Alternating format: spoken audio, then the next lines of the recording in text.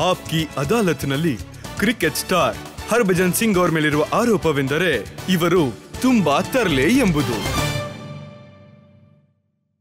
ಹರ್ಭಜನ್ ನವಜೋತ್ ಸಿಂಗ್ ಸಿದ್ದು ಅವ್ರು ಹೇಳ್ತಾರೆ, ಯಾರಾದ್ರೂ ಒಬ್ಬ ಬೆತ್ತಲೆ ಇರುವಂತ ವ್ಯಕ್ತಿ ಶರ್ಟ್ನ ಕೊಟ್ರೆ ಅವನಿಂದ ಹುಷಾರಾಗಿರಿ, ಮತ್ತೆ ಡ್ರೆಸ್ಸಿಂಗ್ ರೂಮಲ್ಲಿ ತುಂಟಾಟ ಮಾಡುವಂತ ಹರ್ಭಜನ್ ಸಿಂಗಿಂದ ದೂರ ಇರಿ.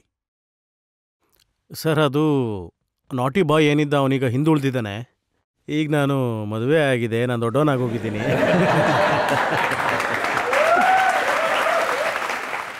ಈಗ ನಾನು ಅಷ್ಟೊಂದು ತುಂಟತನ ಏನು ಮಾಡೋದಿಲ್ಲ. ಹೌದು, ನಿಜ, ಬಾಲ್ಯದಲ್ಲಿ ನಾನು ತುಂಬ ತುಂಟನಾಗಿದ್ದೆ, ಮಾಡ್ತಾಯಿದ್ದೆ. ಆಮೇಲೆ ಆ ತುಂಟತನ ಯಾವಾಗ್ಲೂ ನನ್ನ ಗೇಮ್ನಲ್ಲೂ ಕೂಡ ಬರ್ತಾಯಿತ್ತು. ಅದು ಇದ್ದೇ ಇರುತ್ತೆ. ಆದರೆ ಈಗ ಸ್ವಲ್ಪ ಕಡಿಮೆ ಆಗಿದೆ ಅಂತ ಹೇಳ್ಬೋದು. ಸರ್, ಅದು ಏನು ಮಾಡಲಿ ಹೇಳಿ, ನನ್ನ ನೇಚರಲ್ಲೇ ಇದೆ. ಪಂಜಾಬಿ ನಾನು, ಅದಿದ್ದೇ ಇರುತ್ತೆ. ಮನುಷ್ಯ ಅಂದಮೇಲೆ ಅಷ್ಟಾದರೂ ಇರಬೇಕಲ್ಲ. ನಾನು ತುಂಟತನ ಮಾಡಿದೆ, ಇನ್ಯಾರು ಮಾಡ್ತಾರೆ ಹೇಳಿ, ಅಲ್ವಾ? ನೋಡಿ, ಸೌರವ್ ಗಂಗೂಲಿ ಅವರು ಶರ್ಟ್ ತೆಗೆಯೋದನ್ನ ಎಲ್ಲರೂ ನೋಡಿದ್ದಾರೆ. ಮತ್ತೆ ನಾನು ಕೇಳ್ಪಟ್ಟೆ, ನೀವು ಕೂಡ ನಿಮ್ಮ ಅರ್ಧ ಶರ್ಟನ್ನ ತೆಗೆದಿದ್ರಂತೆ. ಹೌದು, ಖಂಡಿತ. ಅದು ಲಾರ್ಡ್ಸಲ್ಲಿ ನನಗದು ನೆನಪಿದೆ. ಯಾಕಂದರೆ ಫ್ಲಿಂಟ್ ಆಫ್ ಅವ್ರ ಶರ್ಟ್ನ ರಿಮೂವ್ ಮಾಡಿದರು ಈ ವಾಂಖಡೆ ಸ್ಟೇಡಿಯಮಲ್ಲಿ. ಅವನು ಶರ್ಟ್ ತೆಗೆದು ಅಷ್ಟು ದೂರ ಓಡಿದ್ದ. ಅದು ನನಗೆ ನೆನಪಿತ್ತು ಆವಾಗ. ಅದೇ ಥರ ನಾವು ಮ್ಯಾಚ್ ಗೆದ್ಮೇಲೆ ಅಲ್ಲಿ ನೆಟ್ ಸೈಡಲ್ಲಿ ನಾನು ದಾದಾ ಆವಾಗ ಶರ್ಟ್ ಬಿಚ್ಬಿಟ್ಟಿದ್ರು. ನಾನು ಕೂಡ ಇನ್ನೇನು ಬಿಚ್ಚಬೇಕು ಅಂತ ಅರ್ಧ ಎತ್ಬಿಟ್ಟಿದ್ದೆ. ಆಗ ರಾಹುಲ್ ಅವ್ರ ಕೈ ಹಿಡಿದು, ಬೇಡ, ನೀನು ಮಾತ್ರ ಬಿಚ್ಚಬೇಡ ಅಂತ ಹೇಳಿ ಹಿಡಿದುಬಿಟ್ರು. ಆವಾಗ ನಿಜವಾಗ್ಲೂ ತುಂಬ ಒಳ್ಳೆ ಕೆಲಸ ಮಾಡಿದ್ರು ರಾಹುಲ್ ದ್ರಾವಿಡ್, ನನ್ನನ್ನು ತಡೆದು. ಆವತ್ತು ನನ್ನ ಶರ್ಟ್ ಬಿಚ್ಚೋದಕ್ಕೆ ಬಿಡಲಿಲ್ಲ. ಇಲ್ಲಂದಿದ್ರೆ ಇವತ್ತು ಅದು ನನ್ನ ಆಮೇಲೆ ಸ್ಲೋಗನ್ ಬಂದ್ಬಿಟ್ಟಿರೋದು, ಸಲ್ಮಾನ್ ಖಾನ್ ಆದಮೇಲೆ ಯಾರು ಶರ್ಟ್ ಬಿಚ್ಚಿತ್ತು ಅಂದರೆ ಬರ್ಜನ್ ಅಂತ. ಫಸ್ಟ್ ದಾದಾ ಆದಮೇಲೆ ನಾನು ಅಂತ. ಒಳ್ಳೇದಾಯಿತು ಅವತ್ತು ರಾಹುಲ್ ದ್ರಾವಿಡ್ ನನ್ನ ತಡೆದಿದ್ದು. ಆದರೆ ಈಗ ತುಂಟಾಟ ಮಾಡೋದಕ್ಕೆ ಸ್ವಲ್ಪ ಕಷ್ಟ ಆಗ್ಬೋದಾ? ಯಾಕಂದ್ರೆ ಕುಂಬ್ಳೆ ಕೋಚ್ ಆಗಿದ್ದಾರೆ, ಅವ್ರು ಸ್ವಲ್ಪ ತುಂಬ ಸ್ಟ್ರಿಕ್ಟ್ ಆಗಿರ್ತಾರೆ, ನೇರವಾದಂಥ ವ್ಯಕ್ತಿ.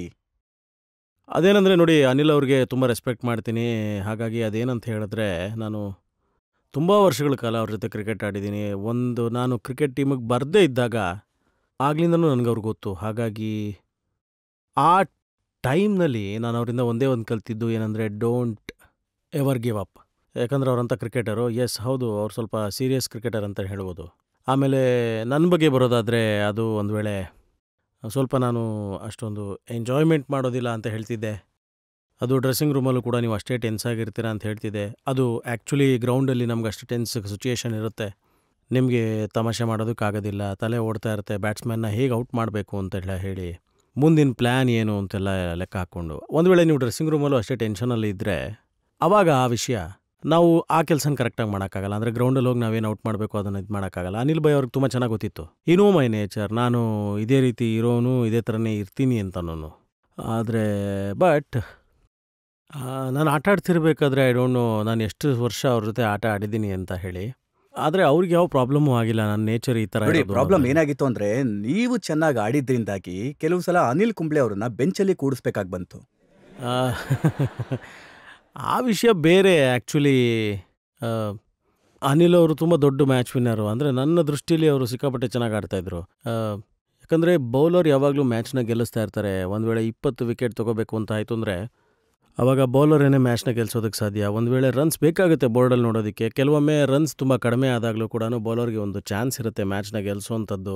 ಸೊ ಅದರಲ್ಲಿ ಅನಿಲ್ ಭಾಯ್ ಅವರು ತುಂಬ ಚೆನ್ನಾಗಿ ಪರ್ಫಾರ್ಮ್ ಮಾಡ್ತಾರೆ ಅಂತ ಹೇಳ್ಬೋದು. ಮತ್ತು ನನ್ನ ಕಡೆಯಿಂದ ಅವರು ಈಚೆ ಕೂತ್ಕೋಬೇಕಾಗ್ತಿತ್ತು. ಯಾಕಂದರೆ ನಾನು ಅವಾಗ ತುಂಬ ಚೆನ್ನಾಗಿ ಆಟ ಆಡ್ತಾ ಇದ್ದೆ. ಒಂದೊಂದು ಸರಿ ನನಗೆ ತುಂಬ ಬೇಜಾರಾಗ್ತಾ ಇತ್ತು, ಇಷ್ಟು ದೊಡ್ಡ ಬೌಲರ್ ಇವರು ನನ್ನ ಕಾರಣದಿಂದ ಅವ್ರು ಹೊರಗಡೆ ಕೂತಿದ್ದಾರೆ ಅಂತ. ಯಾಕಂದರೆ ನನಗಿನ್ನೂ ಅವಾಗ 20 ವರ್ಷ ಅಷ್ಟೇ. ಅವ್ರು ನನ್ನನ್ನು ಚೂಸ್ ಮಾಡ್ತಾಯಿದ್ರು, ಅವ್ರು ಹೊರಗಡೆ ಕೂತ್ಕೋತಾಯಿದ್ರು. ನನಗೆ ಅದು ತುಂಬ ದೊಡ್ಡ ವಿಚಾರನೇ ಆ್ಯಕ್ಚುಲಿ. ಆದರೆ ಪ್ರತಿ ಸರಿನೂ ನನಗದು ಚಾಲೆಂಜಿಂಗ್ ಆಗಿರ್ತಿತ್ತು. ಯಾಕಂದರೆ ನನ್ನ ಹಿಂದೆ ಮ್ಯಾಚಲ್ಲಿ ಏನು ಆಡಿದೆ ಅದಕ್ಕೆ ನಾನು ಬೆಟರಾಗಿ ಆಡಬೇಕು. ಯಾಕಂದರೆ ಇಷ್ಟು ದೊಡ್ಡ ಬೌಲರ್ ಹೊರಗಡೆ ಕೂತಿದ್ದಾರೆ ಅಂತ ಅವ್ರಿಗೆ ಅನ್ನಿಸ್ಬಾರ್ದು. ಕಷ್ಟ ಏನು ಅಂತಂದರೆ, ಇಷ್ಟು ಒಳ್ಳೆ ಆಟಗಾರ ಆದಂಥ ಹರ್ಭಜನ್ ಸಿಂಗ್ನ ಈಗ ಬೆಂಚ್ ಮೇಲೆ ಕೂಡಿಸ್ಬೇಕಾಗಿದೆ. ಅದು ಹೇಗೆ ಅಂದರೆ ಕರ್ಮ ಥರನೇ. ಅದು ಕರ್ಮ ನಮ್ಮನ್ನು ನೋಡ್ತಾ ಇರುತ್ತಂತೆ. ಆವಾಗ ಬಿಕ್ಕಿದ ಹುಡುಗರು ಯಾರು ಚೆನ್ನಾಗಿ ಮಾಡ್ತಾ ಇದ್ದಾರೆ, ಇವಾಗ ಅವ್ರಿಗೆ ಅವಕಾಶ ಸಿಗುತ್ತೆ. ಸೊ ನಾನು ಅವಾಗ ಸ್ಟ್ಯಾಂಡ್ ಬೈ ಆಗಬೇಕಾಗುತ್ತೆ, ಏನೂ ಮಾಡೋಕ್ಕಾಗಲ್ಲ. ನೋಡಿ, ನೀವು ಡ್ರೆಸ್ಸಿಂಗ್ ರೂಮಿಗೆ ಹೋದಾಗ ಬಹುಶಃ ನಿಮಗೆ ಕಾಣಿಸುತ್ತೆ ಅಂತ ಅನ್ಸುತ್ತೆ, ನಮ್ಮ ಇವತ್ತಿನ ಆಟಗಾರರು ಅಂದರೆ ಪ್ಲೇಯರ್ಸ್ ಹೇಗಿದ್ದಾರೆ ಅಂತಂದರೆ, ನೀವು ಆಡಕ್ಕೆ ಶುರು ಮಾಡಿದಾಗ ಅವ್ರಿಗೆ 1-2 ವರ್ಷ ಇತ್ತು ಅಂತ ಅನ್ಸುತ್ತೆ. ಹೌದು, ಹೆಚ್ಚು ಕಮ್ಮಿ ಸುಮಾರು ಒಂದು 18 ವರ್ಷದ ಮೇಲೆ ಆಗೋಗಿದೆ ನಾನು ಆಟ ಆಡ್ತಾ. ಇವಾಗಿನ ಹುಡುಗರು ಏನು ಆಟ ಆಡ್ತಾ ಇದ್ದಾರಲ್ಲ, ಅವರು ಕೂಡ ನನ್ನೇ ವಯಸ್ಸಿನವ್ರಂತಾರೆ. 20 ವರ್ಷ ಕೆಲವ್ರಿಗೆ, 23 ವರ್ಷ ಕೆಲವ್ರಿಗೆ. ನನಗೊಂದೊಂದು ಸರಿ ಅನಿಸ್ತಾ ಇರುತ್ತೆ ಆವಾಗವಾಗ, ಯಂಗ್ ಹುಡುಗರ ನಡುವೆ ಇವನೊಬ್ಬ ಅಂಕಲ್ ಇದ್ದಾನೆ ಅಂತ ಅನ್ನಿಸ್ತಿರುತ್ತೆ ಅವ್ರಿಗೆ ಅಂತ. But the same time if you keep fit, you can stay young and you can compete with any youngster. ಮತ್ತು ನನ್ನ ಹತ್ರ ಏನಿದೆ ಅದು ಯಂಗ್ಸ್ಟರ್ಸ್ ಹತ್ರ ಇಲ್ಲ, ಅದು ಎಕ್ಸ್ಪೀರಿಯನ್ಸ್. ಸೊ ಎಕ್ಸ್ಪೀರಿಯನ್ಸ್ ಯಾರಿಗಿರುತ್ತೆ ಅದು ಬಹಳ ದೊಡ್ಡ ಪಾಠ ಅಂತ ಹೇಳ್ಬೋದು ನನ್ನ ದೃಷ್ಟಿಕೋನದಲ್ಲಿ. ಅದು ನೀವು ಡ್ರೆಸ್ಸಿಂಗ್ ರೂಮಿಗೆ ಹೋದಾಗ ನಿಮ್ಮನ್ನ ಅಂಕಲ್ನ ಹೇಗೆ ರಿಸೀವ್ ಮಾಡ್ಕೋತಾರೆ? ಅಂಕಲ್ಗೆ ಬಹಳ ಗೌರವದಿಂದ ರಿಸೀವ್ ಮಾಡ್ತೀನಿ. ಯಾಕಂದರೆ ಅವ್ರಿಗೆ ಚೆನ್ನಾಗಿ ಗೊತ್ತಿದೆ ಅದು ನನ್ನ ಒಳಗೆ ಅದು ಒಬ್ಬ ಚಿಕ್ಕ ಹುಡುಗ ಅಡುಗೆ ಕೂತಿದ್ದಾನೆ ಅಥವಾ ತುಂಟತನ ಮಾಡ್ತಾನೆ ಇರ್ತಾನೆ ಅನ್ನೋಂಥದ್ದು. ಜೊತೆಗೆ ನಾನು ಎಲ್ಲರ ಜೊತೆನೂ ತುಂಬ ಚೆನ್ನಾಗಿ ಮಿಂಗಲ್ ಆಗ್ತೀನಿ. ಹಾಗಾಗಿ feel very comfortable to talk to me. So ಜನ್ರೇಷನ್ನ ಗ್ಯಾಪ್ ನಾವು ಫೀಲ್ ಮಾಡೋದಕ್ಕೆ ಬಿಟ್ಟಿಲ್ಲ. ಒಂದು ವೇಳೆ ನಾನು ಟೀಮಲ್ಲಿದ್ದಾಗಲೂ ಅಷ್ಟೇನೆ ಸೀನಿಯರ್ಸ್ ಇದ್ದರು ನಮ್ಮ ಟೀಮಲ್ಲೂ ಕೂಡ. ಆವಾಗ ಅವರು ನನ್ನನ್ನು ತುಂಬ ಜೂನಿಯರು, ಹೊಸ ಹುಡುಗ ಬಂದಿದ್ದಾರೆ ಅನ್ನೋ ಥರ ನಮಗೆ ಫೀಲ್ ಮಾಡಿಸ್ತಾ ಇರಲಿಲ್ಲ ಯಾವತ್ತೂ. ಸೊ ಆ ರೀತಿ ಜನ್ರೇಷನ್ ಗ್ಯಾಪ್ ಇಲ್ಲ. ನಾವು ಅವ್ರಿಗೆ ಮಜಾ ಮಾಡ್ತಾ ಇದ್ವಿ, ಅವರು ಕೂಡ ನಮ್ಮನ್ನು ಕಾಲು ಎಳೆಯೋರು, ಇಬ್ರಿಗೂ ಪರಸ್ಪರ ಮಾತಾಡ್ತಾ ಇದ್ವಿ. ಸೊ ಅದು ಒಳ್ಳೆ ರಿಲೇಷನ್ಶಿಪ್ಪೇ. ನೋಡಿ, ನಿಮಗೆ ಇದು ತುಂಬಾ ಚಾಲೆಂಜಿಂಗ್ ಅಂತ ಅನ್ನಿಸ್ಬೋದು. ಯಾಕಂದ್ರೆ ನೀವು ಜಿಮ್ಮಿಂದ ಸ್ವಲ್ಪ ದೂರ ಇರೋದಕ್ಕೆ ಇಷ್ಟಪಡುವಂಥವ್ರು. ಈಗ ಜಾಸ್ತಿ ಫಿಟ್ನೆಸ್ ಕಡೆ ಗಮನ ಕೊಡಬೇಕು. ನೋಡಿ, ಜಿಮ್ ಅಂತೇನಂದ್ರೆ ನಾನು ತುಂಬ ಒಂಥರ ವಿಷಯ, ಅದು ನಾನು ಅವಾಯ್ಡ್ ಮಾಡಿದೆ ತುಂಬ ವರ್ಷಗಳ ಕಾಲ. ಯಾಕಂದರೆ ನನಗೆ ಅನ್ನಿಸ್ತಾ ಇತ್ತು ಯಾವಾಗಲೂ ನನ್ನ ಬಾಡಿಲಿ ಎಷ್ಟು ಫ್ಲೆಕ್ಸಿಬಿಲಿಟಿ ಇದೆ, ಎಷ್ಟು ಔಟ್ಸ್ಟ್ರೇಜಸ್ ಇದೆ, ಅದೆಲ್ಲನೂ ಮುಗ್ದೋಗುತ್ತೆ ಅಂತ ಅನ್ನಿಸ್ತಿತ್ತು. ಅದು ನಾನು ತಪ್ಪು ತಿಳ್ಕೊಂಡಿದ್ದೆ.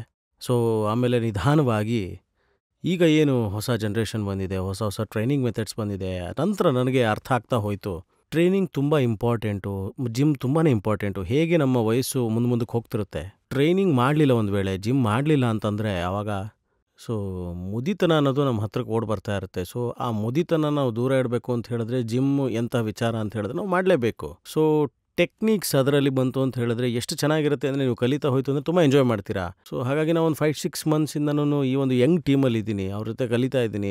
I am enjoying A lot. ತುಂಬ ಚೆನ್ನಾಗಿದೆ. ಸೊ ಫ್ರಮ್ 7 ಮಂತ್ಸ್ ಈ ವಿರಾಟ್ ಕೊಹ್ಲಿ ಆಗಿರ್ಬೋದು, ಶಿಖರ್ ಧವನ್ ಆಗಿರ್ಬೋದು ಎಳ್ಕೊಂಡು ಹೋಗ್ತಾರೆ ನಾನು ಜಿಮ್ಗೆ ಬನ್ನಿ ಅಂತ. ಈಗ ನಾನು ಎಷ್ಟು ಎಂಜಾಯ್ ಮಾಡ್ತಾ ಇದ್ದೀನಿ ಅಂತ ಹೇಳಿದ್ರೆ ನಾನು ಅದನ್ನು ಬಿಟ್ಟು ಇರೋದಕ್ಕೆ ಆಗ್ತಾ ಇಲ್ಲ. ಸಾಕಷ್ಟು ವಿಷಯಗಳನ್ನ ನೀವು ಕಲ್ತಿದ್ದೀರಾ. ಈಗ ಸಮಯ ಬದಲಾಗ್ತಿದೆ, ಮತ್ತೆ ಇತ್ತೀಚೆಗೆ ಗರ್ಲ್ ಫ್ರೆಂಡ್ಗಳನ್ನು ಕೂಡ ಅಲೋ ಮಾಡ್ತಾ ಇದ್ದಾರೆ ಪ್ಲೇಯರ್ಗಳ ಜೊತೆ ಹೋಗೋದಕ್ಕೆ. ಇದನ್ನು ಕಲ್ತಿದ್ದೀರಾ? ಅಲ್ಲ ನೋಡಿ, ನಾನು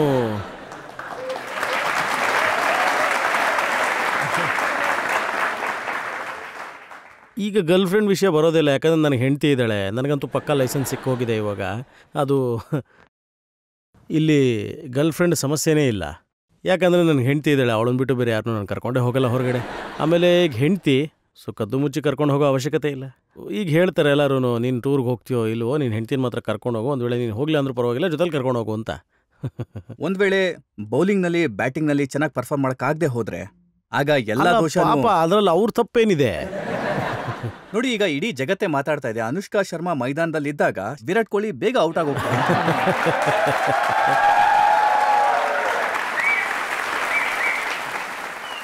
ಅಲ್ಲ, ಇದು ನಿಜವಾಗ್ಲೂ ಗೊತ್ತಿಲ್ಲ ಯಾಕೆ ಅನ್ಸುತ್ತೆ ಜನಕ್ಕೆ ಅಂತ ಹೇಳಿ. ಅಲ್ಲಿ ಅನುಷ್ಕಾ ಅಲ್ಲಿರೋದ್ರಿಂದ ವಿರಾಟ್ ಬೇಗ ಔಟ್ ಆಗೋಗ್ತಾರೆ ಅಂತ, ರನ್ ಮಾಡ್ತಾರೆ ಅಂತ ಹೇಳಿ. ಆದರೆ ಐ ಫೀಲ್ ಒಂದೇನು ಗೊತ್ತಾ, ಪಾರ್ಟ್ನರ್ ಏನು ಅಲ್ಲಿ ಜೊತೆಲಿ ಇರ್ತಾರಲ್ಲ ಅವ್ರು ನಮ್ಮ ಸಪೋರ್ಟ್ಗೋಸ್ಕರ ಇರ್ತಾರೆ.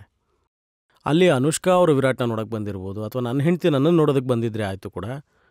ಅದು ಕೇವಲ ಬರೀ ಸಪೋರ್ಟ್ ಮಾಡೋಕ್ಕೆ, ಅಥವಾ ಜನ ಈ ರೀತಿ ತಿಳ್ಕೊಂಡ್ರೆ ಅದು ನಿಜವಾಗ್ಲೂ ತಪ್ಪು.